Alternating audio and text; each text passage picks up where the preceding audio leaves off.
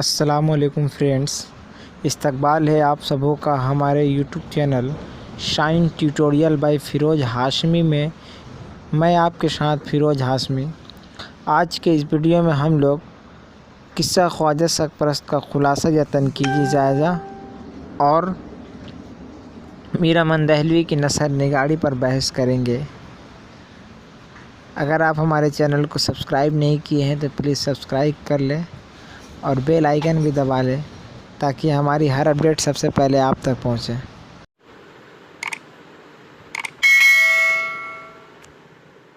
تو اب ہم لوگ دیکھیں گے میر امن دہلوی کی نثر نگاری کا تنقیدی جائزہ۔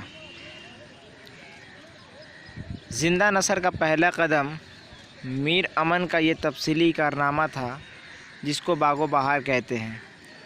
میر امن نے ہمیں بولتی چالتی جیتی جاگتی نثر سے روشناس کرایا، جس میں روزمرہ کے علاوہ ماحول کی زندگی کا انعکاس بھی موجود ہے۔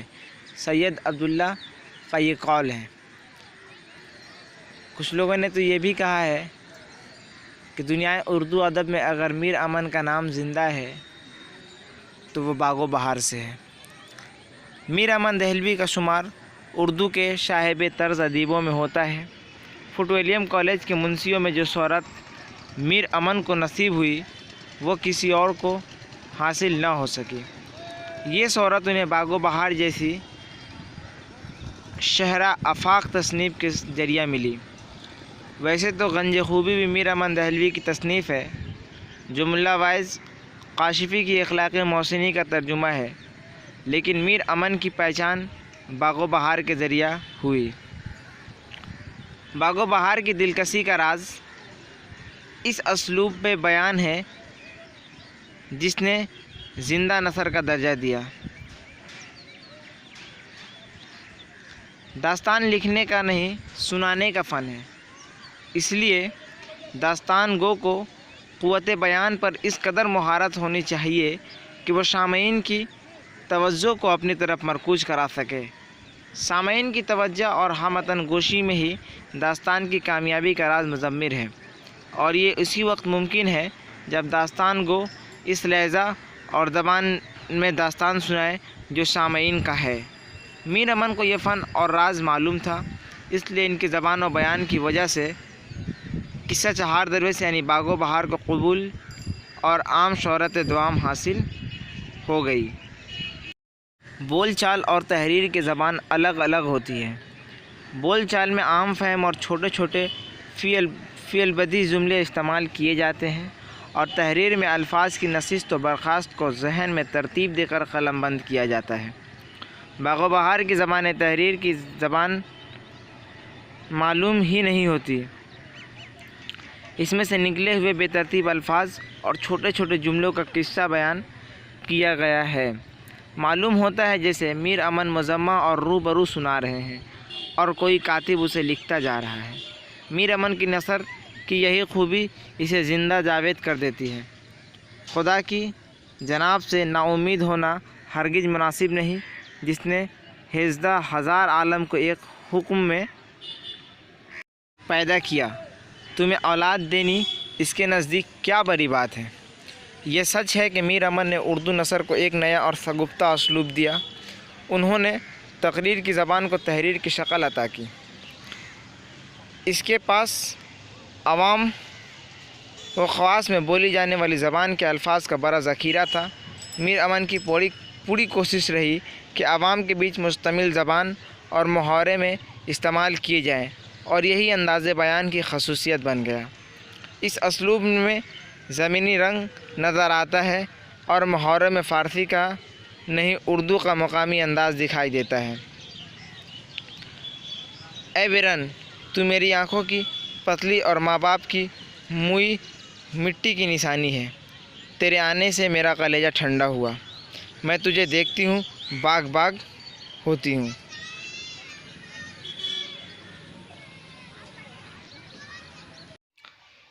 انتہائی درجہ کی سادگی اور عوامیت کبھی کبھی عامیانہ پن میں بدل جاتی ہے جو اس فن پارے کی ادبیت پر اثر انداز ہوتی ہے، لیکن میر امن کے سادگی اور روزمرہ کے استعمال کے ساتھ ساتھ ادبیت کو بھی قائم رکھتے ہیں۔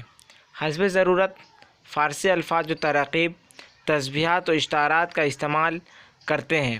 ان کے یہاں مرصع، مسجع، مقفع نثر کی بھی مثالیں ہیں، لیکن اس انداز سے ہے کہ وہ ان کے مخصوص اسلوب کو زیر بار نہ کر سکے۔ ان کا اسلوب کہیں بھی نترج مرصع یا فسانہ عجائب کے اسلوب سے میل نہیں کھاتا۔ یہی میر امن کی انفرادیت ہے، اور اپنی انفرادیت کی ابتدا تا آخر برقرار رکھتے ہیں۔ رات کو سات سوتا، دن کو یوں ہی اٹھ کھڑا ہوتا، دن کو زیبائش اور رات کو یہ آرائش۔ باغ و بہار میں اس طرح کی بے شمار مثالیں موجود ہیں۔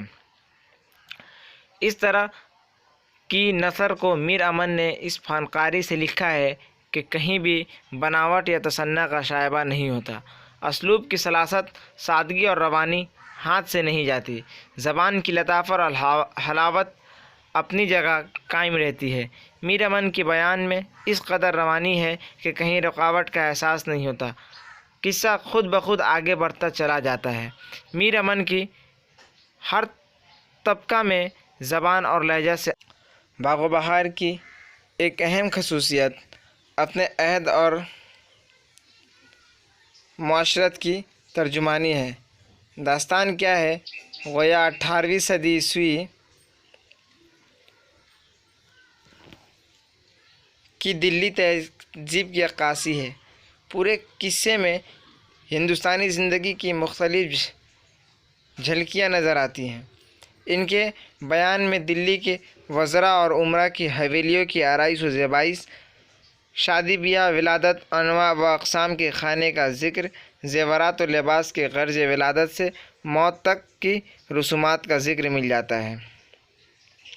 بلا شبہ باغ و بہار کی نثر میں دریا کی سی روانی ہے، بول چال کی زبان، دلکشی، روزمرہ اور محاورے کا حسن، جزیات نگاری، لفظوں کا برمحل اور معنی خیز استعمال، حسب ضرورت ہندی الفاظ سے استفادہ اس کی ایسی خوبیاں ہیں کہ 200 سال گزر جانے کے باوجود بھی زمانے میں گرد و غبار سے محفوظ ہے، اور باغ و بہار آج بھی باغ و بہار ہی ہے۔ یہاں یہی ہے میر امن دہلوی کی نثر نگاری کا تنقیدی جائزہ۔ اب اس کے بعد ہم لوگ پڑھیں گے خواجہ قصہ سرپرست کا خلاصہ دیکھیں گے اب ہم لوگ، تو چلیے آگے دیکھتے ہیں۔ آپ سبھی دوستوں سے گزارش ہے کہ اگر ہماری ویڈیو اچھی لگے تو ہماری ویڈیو کو لائک کریں، شیئر کریں اور چینل کو سبسکرائب کریں۔ قصہ خواجہ سرپرست کا خلاصہ یا قصہ خواجہ سرپرست کا تنقیدی جائزہ۔ قصہ خواجہ سرپرست میر امن دہلوی کی شاہکار داستان باغ و بہار سے اخذ کردہ ہے۔ اس انتخاب کا تعلق دراصل باغ و بہار کی ضمنی کہانی سرگزشت آزاد بخت بادشاہ کی سی ہے۔ یہ کہانی دراصل نیکی اور بدی کے درمیان کشمکش کو واضح کرتی ہے۔ خواجہ سرپرست نیکی کی علامت ہے اور ان کے دونوں سگے بھائی بدی کی نمائندہ ہیں، لیکن نیکی اور بدی کی کشمکش میں آخرکار جیت نیکی کی ہوتی ہے۔ کہانی کی شروعات آزاد بخت بادشاہ کے دربار سے ہوتی ہے۔ بادشاہ کے حکم سے خواجہ کے دونوں بھائی کو پنجرے سے نکالا گیا اور خواجہ کے پاس کھڑا کیا۔ خواجہ نے دونوں کو اپنا سگا بھائی بتایا۔ خواجہ کا باپ ملک فارس کا سوداگر تھا۔ جب خواجہ 14 برس کا ہوا تو باپ کا انتقال ہو گیا۔ تجہیز و تکفین سے فراغت ہونے کے بعد اور پھول اٹھ چکنے پر دونوں بھائیوں نے مال و متاع کی تقسیم کرنی چاہی۔ خواجہ نے کہا کہ دونوں چونکہ باپ کی جگہ ہیں، اس لیے اپنی تمام جائیداد کو اپنے دونوں بھائیوں کے نام لکھ دیا۔ دوسرے ہی دن بھائیوں نے کہا تو کہیں اور رہن سہن اختیار کر لے۔ بھائیوں کا یہ خیال دیکھ کر خواجہ نے مکان چھوڑ دینے کا ارادہ کیا۔ خواجہ کا बाप का सफ़र से आता तो ख्वाजा का बाप सफ़र से आता तो कोई तोहफ़ा सबसे छोटा होने की वजह से ख्वाजा को बतौर सौगात देता।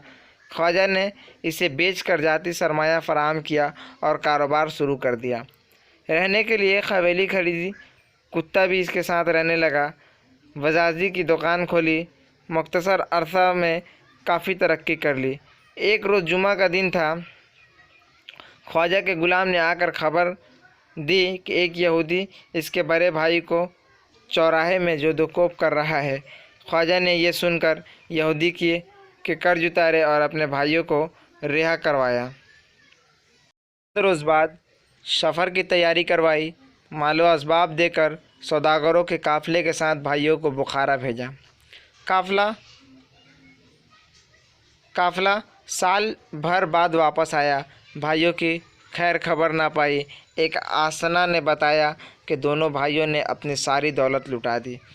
एक जुआ खाने में झाड़ू लगाता है और दूसरा बुझा फरोश के लड़के पर फरेफ्ता हुआ और अब ग़ुलामी की ज़िंदगी गुजार रहा है। ख्वाजा सरपरस्त को इस खबर ने बेचैन कर दिया और अपने भाइयों को लाने बुखारा गया। दोनों की बेइज्जती न हो इसलिए असबाब खरीद कर चुपके से वापस आ गया।